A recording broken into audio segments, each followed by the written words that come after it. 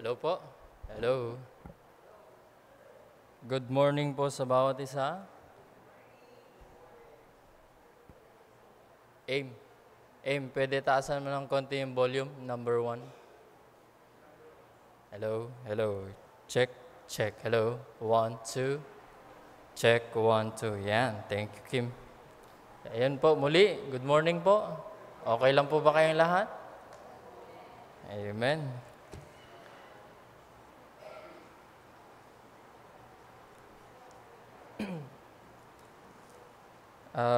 Alam po natin, sa time po natin ngayon, marami pong wars po, no, na nagaganap. Even in our present time, even yung mga nakaraan in the history, makikita natin na napakarami pong war. And in this war, mga kapatid, nakikita po natin that in war, para po magkaroon po ng victory sa war, kailangan po nila ng mga malalakas na weapon. And tinignan ko po kung paano nag-evolve yung mga weapons, ay talagang in our present time, nakakatakot na ngayon yung mga weapons. Because in our present time, they are going to use na yung mga atomic bomb. Meron na rin yung mga tinatawag na drones na kahit wala ng tao, no, magkakaroon na lang ng explosion, pagsabog using those equipment, mga kapatid. At nakita ko rin na may mga ibang bansa na nagtetest na po sila ng mga nuclear weapon po nila. And that is very terrible kung mangyayari po yan, most especially sa Pilipinas. Wala po tayo yung pag-intercept sa mga bombs po na ito. So, weapons are very important po, mga kapatid, in terms of war. Pero kung babalikan po natin yung mga sinaunang war noon, is makikita natin mga usually ginagamit lang po nila is bow and arrow, yan. Tapos swords, tapos meron pa yung tinatawag nila na yung parang yun, slingshot, yung malalaki na kayang mag-load iyon ng 300 kg para i-throw ganon, yung parang catapult. Yun yung mga ginagamit po nila during that time. Pero alam po natin as Christian, mga kapatid, we are at war. Spiritual battle. One time, pirinits po ito ni Pastor, na tayo po ay, sinabi nga ng Biblia ni Apostle Paul, most especially sa mga believers, that sabi ng Apostle Paul, my fellow soldiers, tayo po ay mga sundalo po ng Panginoon, and we are at war. Spiritual battle. At everyday po yun ay meron. And in that battle, mga kapatid, in our spiritual war, ay kailangan po natin ng weapon. At yun po yung pag-aaralan po natin. Yung weapon po na yun. Ano kaya yung weapon po na yun? Yun po yung pag-aaralan po natin. Pero dito, as we continue our lesson in about the Holy Spirit, mga kapatid, the Holy Spirit given us weapon in order for us to have a victory over the word that we have, mga kapatid, every day. So yun po yung pag-aaralan po natin ngayon. So can I ask everyone to please stand at titignan po natin kung ano po yung weapon po na yun based on the scripture. Yung metaphor po na ginamit ni Apostle Paul. Umpisahan po natin na basahin po sa Hebrews. Hebrews chapter 4. Hebrews chapter 4.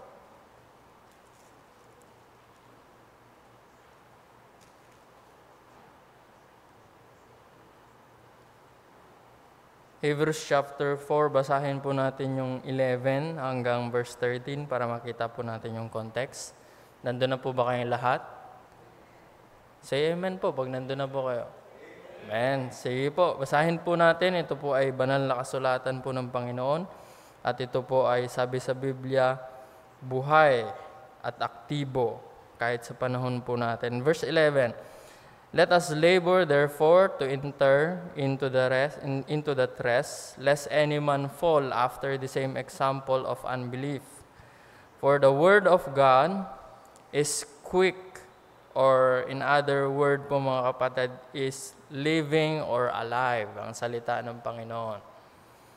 buhay sa Tagalog. And powerful, ito po ay active na nangyayari, even our present time is active pa rin po yung salita ng Panginoon. And sharper than any two-edged swords, piercing even to the dividing asunder of soul and spirit and of the joints and marrows, and is a discerner of the thoughts and intents of the heart. Neither is there any creature that is not manifest in his sight, but all things are naked and open into the eyes of him with whom we have to do. Another passage, mga kapatid, is Ephesians.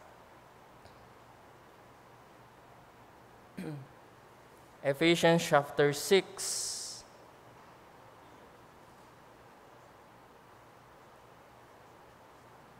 Ephesians chapter 6.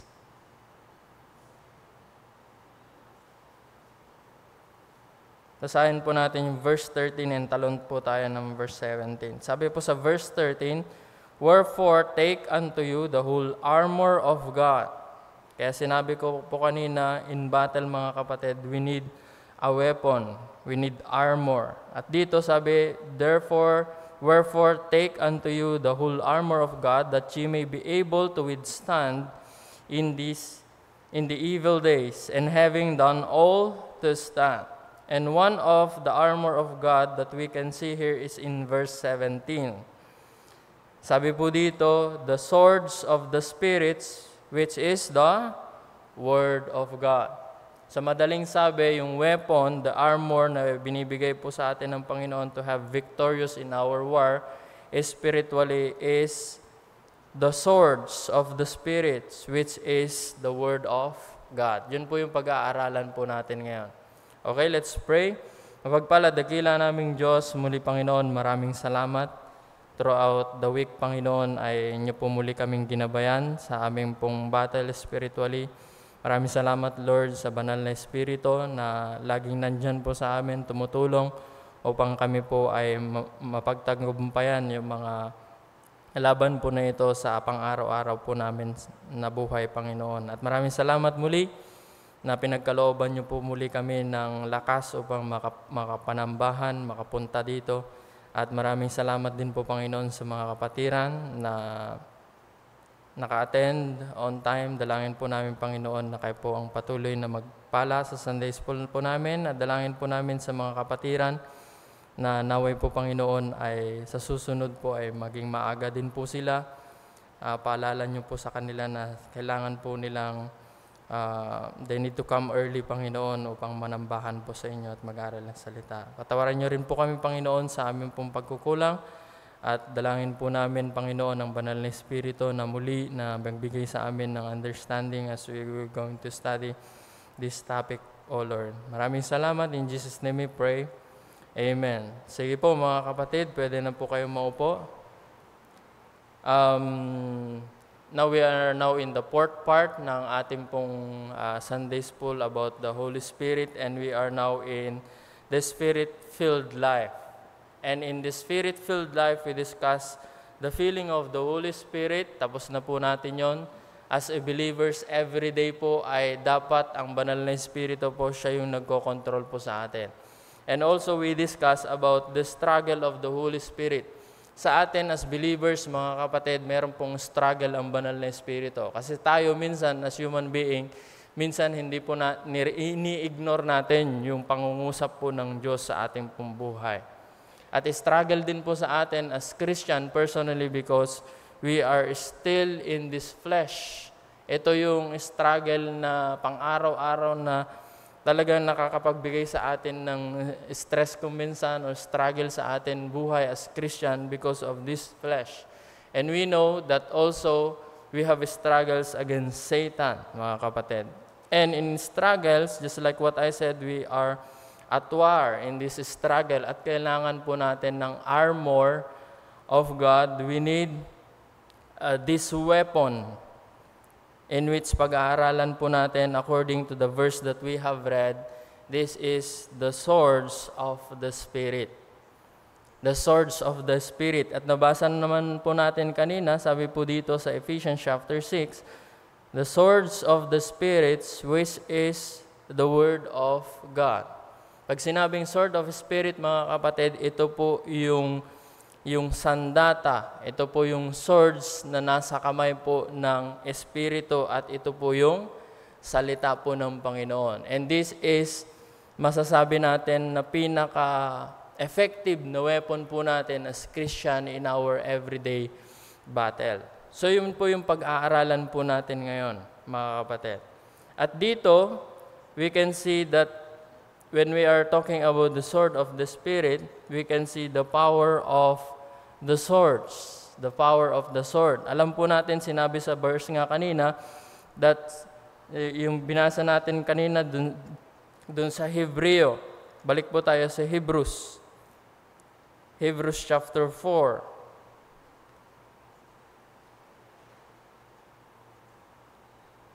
Hebrews chapter 4, verse 12.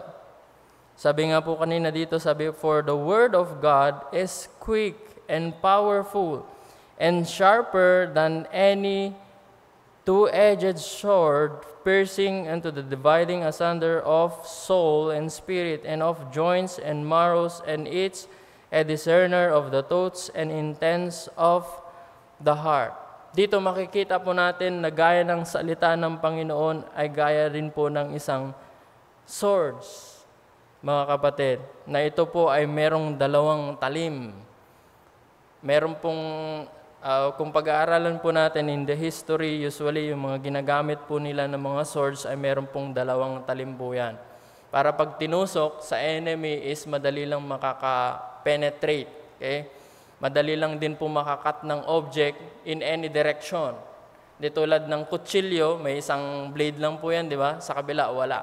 Pero when we are talking about swords, mga kapatid, nakadesign po yan na merong two-edged na talim po yan, mga kapatid. And we know, according to the history, that a sword is a powerful kind of weapon. Isa sa mga effective na weapon during that time. At ito po ay ginamit po ni Apostle Paul as a metaphor, mga kapatid. Why? Why Apostle Paul did not use sana drone na lang o missiles? Siyempre wala pa sa panahon po nila. And he used this as metaphor, mga kapatid, because the believers at Ephesus, they are well known about this kind of weapon, about swords. Kasi yung mga Roman empires, they are carrying with them all the time. Yung mga sundalo, mga kapatid, dala-dala nila yan. Kahit saan sila pumunta, ay dala-dala po nila yan, mga sundalo. So every day, they can see this weapon and they are familiar with this weapon. Kaya ginamit po ito na metaphor po ni Apostle Paul. And in history, mga kapatid, there are some records na we can see that interesting fact about these swords.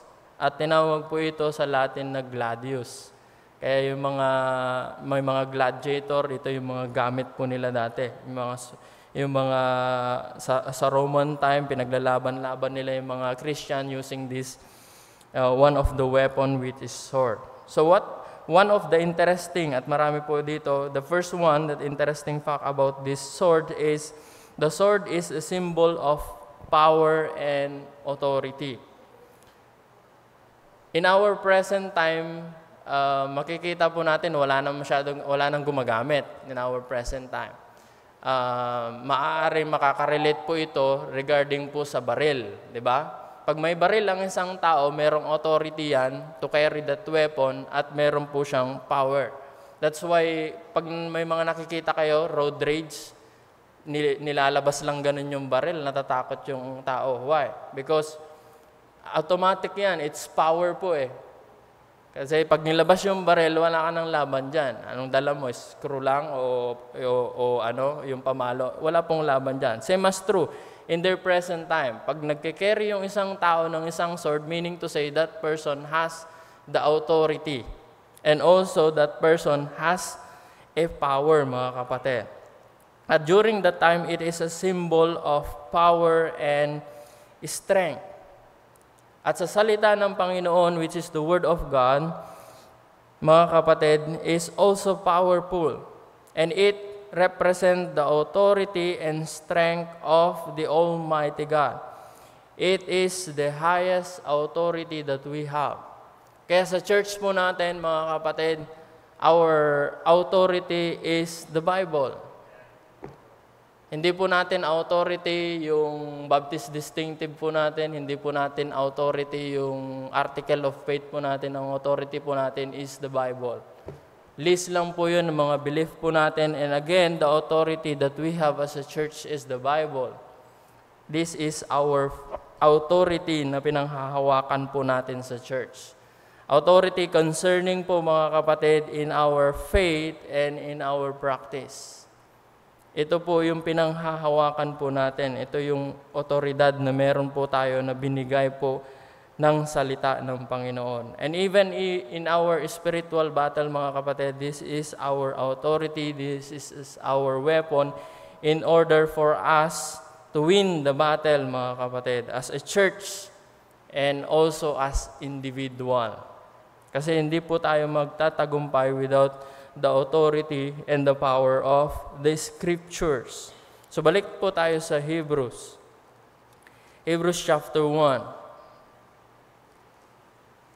Hebrews chapter 1 verse 3. Sabi po dito, who being the brightness of His glory and express image of His person, referring kay Christ, deity of Christ, and upholding all things by the word of His power, when He had by Himself purged our sins, sat down on the right hand of the Majesty on high. We know that Christ, mga kapatid, His word has a power. Siya po yung binigyan ng authority pa ng Panginoon upang iligtas po tayo. Same as through the word of God. Kung ano yung lumalabas na salita ng Panginoong Jesus, yun po yung authority na meron po tayo. Same as true, the Word of God is our authority, and this has a power, mga kapatid. And 2 Timothy chapter 3. Babalakan din po natin mamaya ito, pero babasahin lang po natin. 2 Timothy chapter 3, verse 16. Sabi po dito, all scriptures, lahat po ng ito, yung Bible, scripture, is given by inspiration of God. Pag-aaralan din po natin mamaya yan. And it's profitable for doctrine, for reproof, for correction, for instruction in righteousness, that the man of God may be perfect, truly furnished unto all good works. Ito yung salita ng Panginoon, mga kapatid, lahat na po ay nandito. Pagdating sa doctrine, pagdating sa correction, reproof, at pagdating sa instruction as a church and as individual po ay ang salita ng Panginoon has the authority and has the power, mga kapatid. So, first na nakita po natin yung interesting fact about the sword is the sword is a symbol of power and authority. Another thing is sword is an offensive weapon. Offensive. Of course, ginagamit din po yan as defense, pero ang swords ay ginagamit talaga sa offensive, mga kapatid. To attack our enemy and to penetrate opposition. It was not designed for retreat. Mga weapon po yan ay hindi po nakadesign para mag-retreat ang isang fighter. Hindi po. Ang weapon po ay ginagamit para umatake. For engagement.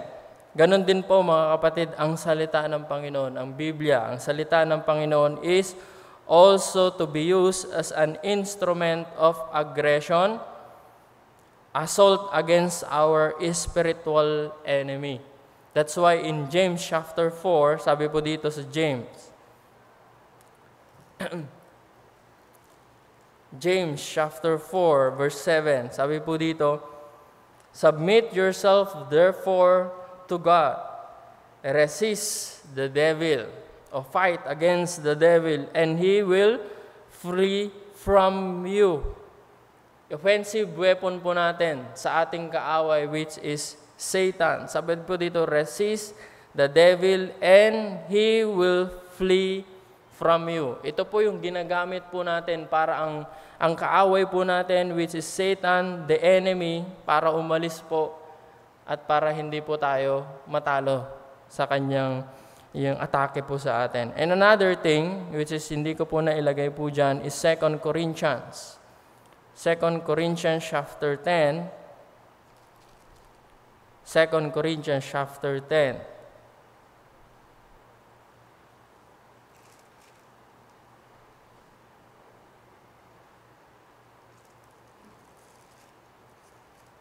Second Corinthians 10 verse 4. Sabi po, basahin po natin yung verse 3. Sabi po dito, for though we walk in the flesh, we do not war after the flesh, for the weapon of our warfare are not carnal, but mighty through God to the pulling down of the stronghold. Ang tinutukoy po ni Apostle Paul dito sa mga taga-Korinto is talking about the stronghold of the false teachers, falsehood, about error.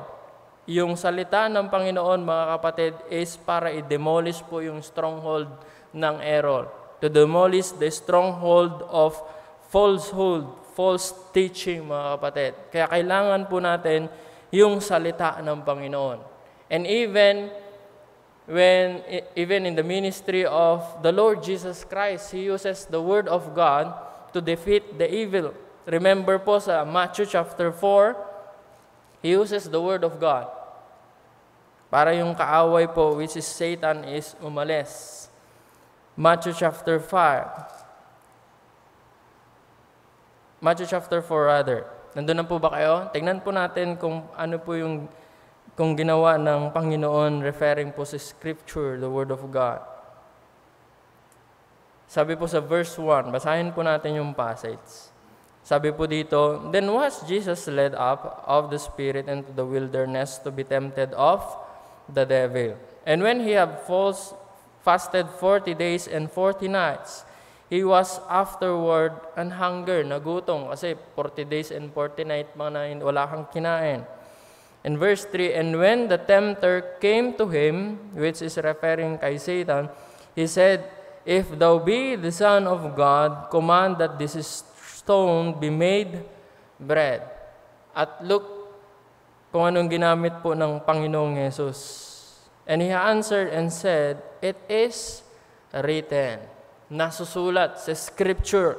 Sabi po dito, man shall not live by bread alone, but by every word that proceeded out of the mouth of God. And we can see that Jesus Christ is quoting from the Scripture. How do we know that? Because this passage, mga kapatid, ay makikita po natin sa Deuteronomy chapter 8, verse 3. The Lord Jesus is quoting this word, and He said, man shall not live by bread alone, but every word that proceeded out of the mouth of God. Another thing again, in verse 5, then the devil take him up into the holy city and seated him on a pinnacle of the temple and said unto him, if thou be the Son of God, cast thyself down, for it is written. Even Satan na nagko-quote din siya ng Scripture, however, it is out of context. He shall give his angel charge concerning thee, and in their hands they shall bear thee up, lest at any times thou dust thy foot against a stone. But again, the Lord Jesus Christ quote from the Scripture, and He said, it is written again. In verse 7, thou shalt not tempt the Lord thy God. Second time, mga kapatid, that Jesus Christ quote from the Scripture, and we can see that in Deuteronomy chapter 6, verse 16. It is still the Word of God na kinukot po ng ating pong Panginoon against Satan, against devil.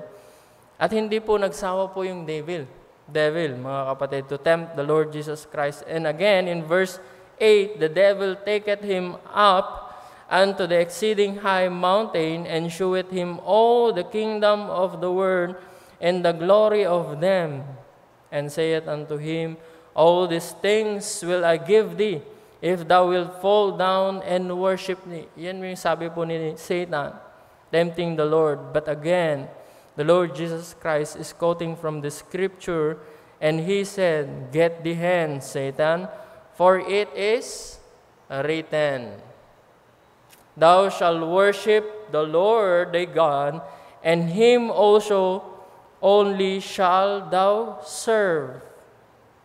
Again, in Deuteronomy chapter 6, verse 13 and other passage, mga kapatid, we can see here that the Lord Jesus Christ is quoting from the scripture, the word of God. And we can see here that this is an offensive weapon of the Lord Jesus Christ when He is in the earth, when He still have this earthly ministry. As Christian din po mga kapatid, this is our offensive weapon against the attack of Satan, mga kapatid. In our everyday life, meron pong attack and temptation of Satan. Kaya kailangan po natin yung salita ng Panginoon. And how can we know the Word of God if we don't read it? Yan po yung problema. Because when Satan attack us, mga kapatid, kung alam natin yung scripture, the Holy Spirit will remind us of this scripture at maalala na po natin. At ito yung magiging weapon po natin para itaboy po yung Satan, yung temptation ni Satan sa life po natin as Christian. Para hindi po tayo bumagsak sa buhay po natin as Christian. So the sword is an offensive weapon. It is a symbol of power and authority. Another thing, mga kapatid, is the sword is one-on-one weapon. One-on-one weapon. Nakita ba kayo ng swords na isang ganun lang? Huwag yung mga karton na, o yung mga exaggerated na mga movie. Isang ganun lang ng sword, lahat patay. Wala. It's one-on-one weapon po, mga kapatid.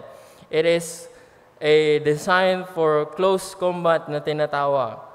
It's for the destruction of the enemy, and this is what we use in our personal conflicts sa buhay po natin as Christian. And the Word of God is the Holy Spirit weapon. Yung swords, the Word of God, ito po yung weapon ng Diyos na binigay po sa atin para po magamit po natin in personal, mga kapatid, in our daily battle, spirit against the flesh, against the enemy, at ito po yung binigay po natin ng Panginoon na weapon po sa atin para magtagumpay po tayo. And another interesting fact is the sword is a weapon that require practice. Require practice. Akala nyo yung mga sumasali sa mga Olympic, mga 1 oras lang sila nag-practice o 1 buwan? Hindi. Year ang inaabot po yan para magkaroon po sila ng victory kung ano man yung kinocompete nila. Ganon din po, mga kapatid, in our weapon na binigay sa atin, which is the Word of God. Kailangan po na pag-aralan po yan. Meron ba kayong nakita na gumamit ng kutsilyo na marunong na kaagad sa kitchen? Hindi, basta-basta masusugat po yan. Kahit yung matanda na, minsan masusugat pa rin. Di ba? Kailangan po ng skills, kailangan po ng knowledge, mga kapatid, gaya po ng isang soldier pag hinawakan po ang isang swords. Kailangan alam niya yan. Kailangan alam niya yung timbang, kailangan niya kung alin yung haba. That's why David, nung isusuot niya yung armor ni Saul, ang lit-lit ni David, ang laki-laki ni Saul, ang laki-laki ng sandata na meron siya and armor, hindi pwede. Same as true, mga kapatid, as soldiers, pagaya ng isang source ay kailangan niyang merong knowledge po ito, kailangan meron siyang skills na pinapractice po yan throughout his life. The soldiers, pinapractice po yan, mga kapatid. Ay even our armies, pagdating sa pagputok ng baril, ganun-ganun na lamang yan. Hindi. Nagsasuffer po sila yan, nagpa-practice po sila for 4 years or how many years, nagtitraining pa rin po sila sa shooting. Even the camp. Same as true, mga kapatid, as soldiers, when he is holding the swords, mga kapatid, kailangan ito requires the knowledge, the skills, and practice. Ganon din po yung salita ng Panginoon. Pag bagong isang Kristiyano, pag preachin mo agad, anong alam niya? Di ba? Kailangan niya ng skills, kailangan niya ng knowledge, kailangan niya ng practice, kailangan niya ng studyhin yung salita ng Panginoon. And we praise God, may mga Bible school tayo. We praise God, we have a lot of Christian books, mga kapatid, in order for a person, mga kapatid, na maging bihasa sa salita ng Panginoon.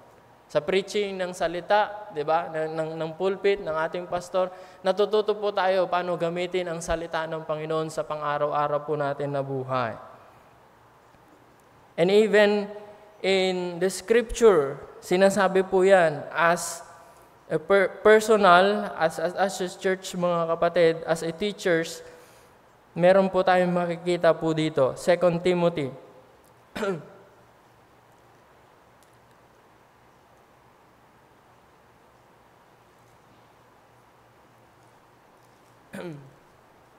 2 Timothy chapter 2.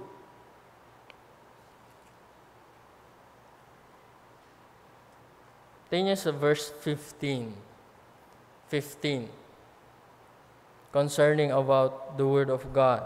Paano natin i-handle? At sabi po dito, study to show thyself approved unto God. Yung word na study po dyan is the in other word po, mga kapatid, para mas lubos natin maintindihan, is diligent. Diligent. Be diligent, mga kapatid. To show, be diligent in showing ourselves approved unto God. So as Christian, mga kapatid, dapat maging matyaga tayo na pinipresent yung sarili po natin, pinipresent ang salita ng Panginoon na tayo po ay approved sa Diyos. Kung itetesting tayo ng Panginoon sa buhay po natin, itetesting po tayo ng Panginoon when we are preaching or teaching the Word of God, dapat approve tayo sa Panginoon. O, tama yan. Okay yan. At sinabi po dito, a workman that needeth not to be ashamed. Ang manggagawa ng Panginoon ay kailanman ay dapat huwag mahiya. Huwag mahiya if you will going to do this. Rightly dividing the word of truth. Ito ay ginamit ni Apostle Paul, mga kapatid, and during this time is just a cutting straight. Accurate handling correctly of the Word of God. Pag tama yung pangangaral mo, tama yung interpretation mo, hindi ka mahihiya sa Diyos. Kasi tama yun eh. Kahit masakit kung minsan sa atin, tama yun from the Scripture, from the Word of God. That's why, mga kapatid, yung salita po ng Panginoon is kailangan po ng diligent study. As Christian, as individual, mga kapatid, kailangan din nating maalam. Isa sa mga problema po natin as Christian is ini-encourage lang po natin yung mga young people and adult na basahin mo yung salita ng Diyos, basahin mo yung Biblia, basahin mo yung Biblia. Pero turuan sila kung paano po i-interpret po ito, paano po ma-understand po ito. Yun po yung pagkukulang po natin kung minsan. Diba? Kung minsan din, yung iba rin kasi tinatamad. Tinuturuan mo, tinatamad din. So, kailangan po natin as Christian, mga kapatid, we have these skills, we have practice, we have required knowledge, and of course, we have the Holy Spirit. Kung wala din kwenta, hindi rin po natin maintindihan ang salita ng Panginoon. Ganon din po sa Acts chapter 17. Acts chapter 17. Acts chapter 17, verse 11.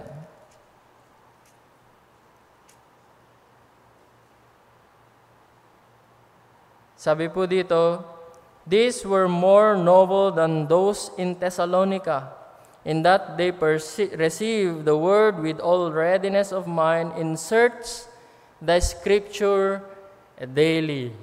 Every day, mga kapatid, ay sinesearch yung Scripture, just like these people, mga kapatid, at Berea. Whether those things were so, kung tama yung pinipreach ni Apostle Paul. Diba? During that time. So these believers, mga kapatid, they search the scripture daily. They study the scripture daily. Ganon din po sana tayo as Christian. That's why our pastor encouraged us to read the Bible every day. And I also encourage every one of you to read the Bible every day. 24 hours, sabi nga ni Pastor, di ba? May time po tayo kahit 30 minutes. Kahit 1 hour na ilaan mo sa Panginoon. Preaching ni Pastor, no? Kahit isang araw. Isang oras lang, mga kapatid. Ilaan po natin sa prayer. Kahit isang oras lang na magbasa ng salita ng Panginoon. And this is our weapon, mga kapatid, in our daily, everyday battle as Christian. Spiritual battle po sa atin.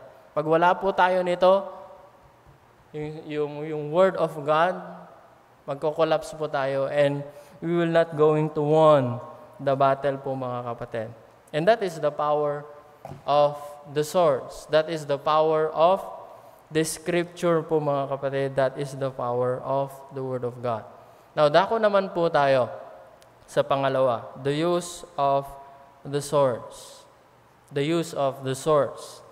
The Holy Spirit, mga kapatid, He used the scripture. At alam po natin, He used the scripture in a powerful way, mga kapatid, in our life. At ito po yung primary weapon po ng Diyos. This is the primary weapon na binibigay po sa atin ng banal na Espiritu po para po magtagumpay po tayo in our spiritual battles. And the scripture we know that give us the strength. And also the scripture is able us to withstand against Satan and also the enemies. And we can see that in Psalms 119 rather. Psalms 119.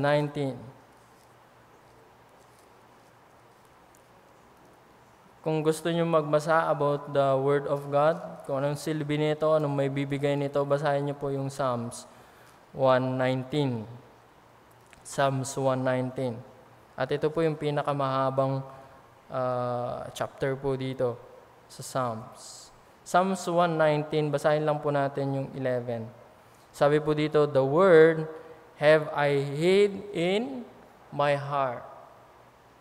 At sabi po dito, that I may not sin against thee. The Word of God, ihid po natin yan, mga kapatid, sa ating puso. Kahit saan po natin magpunta, kung wala tayong Bible, kung wala tayong cellphone, nandyan po yan sa isip natin, nandyan po sa puso po natin. Kaya pag nagbabasa po tayo ng salita ng Panginoon, we must meditate on it. Kasi parang na-required ka lang, sinabi kasi ni Pastor, magbasa lang tayo ng isang oras, basa lang, hindi mo naman naintindihan. It is useless po, mga kapatid. That's why the scripture encourages that, sabi dito, that the word, thy word have I hid in my heart, that I might not sin against thee. Para hindi po tayo magkasala po sa Panginoon, para magtagumpay po tayo, kailangan po natin yung salita ng Panginoon in our everyday battle po spiritually.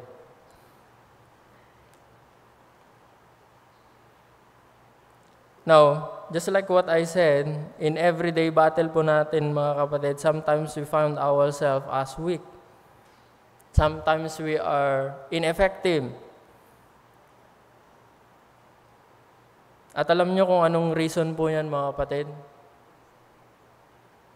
We just don't want the Holy Spirit na iko-control tayo.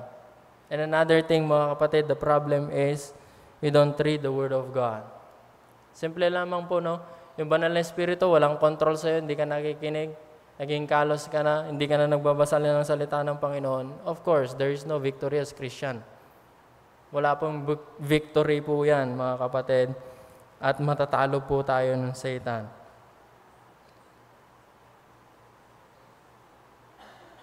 And we can see here from the scripture, 2 Timothy, balik po tayo. Kagamit-gamit po yung salita ng Panginoon. The scripture ay kagamit-gamit po. 2 Timothy, balik po tayo sa 3, verse 16. 2 Timothy chapter 3, verse 16. Basahin po natin yung verse 15. Sabi po dito, and that from a child thou hast known the Holy Scripture. Referring po kay Timothy. Biro nyo, kahit bata pa lang yan. Alam nyo na yung Scripture, which are able to make thee wise unto salvation through faith, which is in Christ Jesus, mga kapatid. And verse 16, all Scripture is given by inspiration of God. It is, sa Greek po mga kapatid, it is a God-breathed. It is come from God, He Himself. Sa kaibuturan ng Panginoon, nanggaling para pag humihinga ka, nanggaling po yan sa diaphragm. Ganun po yung salita ng Panginoon. Galing po sa kaloob-looban ng Panginoon. At kagamit-gamit ito, at sinabi po dito, and it is profitable for doctrine. It is profitable po mga kapatid, for reproof, for correction, for instruction in righteousness, that the man of God may be perfect, truly furnished unto all good work. So here we can see here mga kapatid that the Word of God was inspired by the Spirit. We know na yung sumulat po ng Scripture are men, human beings, but they are not just human beings mga kapatid, they are holy men of God. According kay Peter, they are holy men of God to pen the Scripture at ginabayan po sila ng banal na Espiritu. Meron pong gabay ng banal na Espiritu po sa mga tao na nagpen yung Scripture mga kapatid. At kailangan po natin dito as Christian. Ito po ay kagamit-gamit po sa atin in our everyday life. At kailangan po natin ito in every aspect of our life. Whether at work, home, school, and even in our church. And whether kahit saan po tayo magpunta mga kapatid, kailangan po natin yung salita ng Panginoon. In Acts chapter 1, verse 16.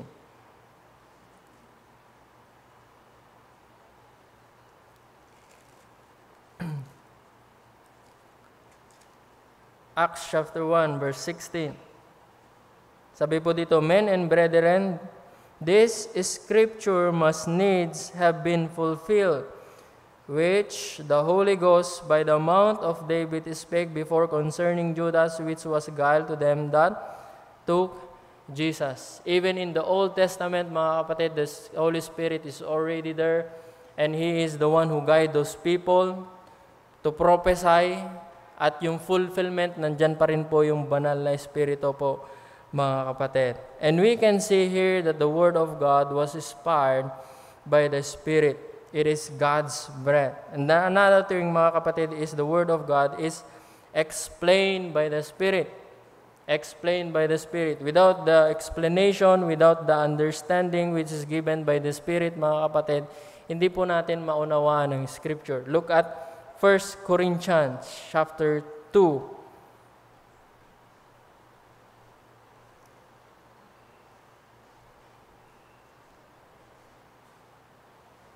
1 Corinthians chapter 2.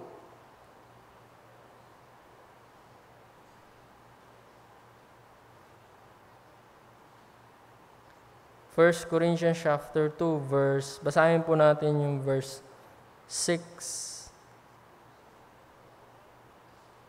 hanggang 13. Sabi po dito, howbeit we speak wisdom among them that are perfect, yet not the wisdom of this world, nor of the princes of this world that came to naught. Because we know, makikita po natin yung mga tagurong to, they love wisdom. Wisdom of men, but not wisdom of God. Because they cannot understand it according to verse 7. But we speak the wisdom of God in a mystery. Hindi po nila maintindihan po yan because it is the mystery that comes from God.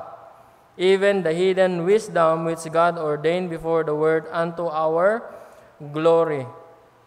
And in verse 8, which none of these princes of this world knew, For had they known it, they would not have crucified the Lord of glory, but as it is written, I had not seen nor ear heard, neither had entered into the heart of man the things which God had prepared for them that love him.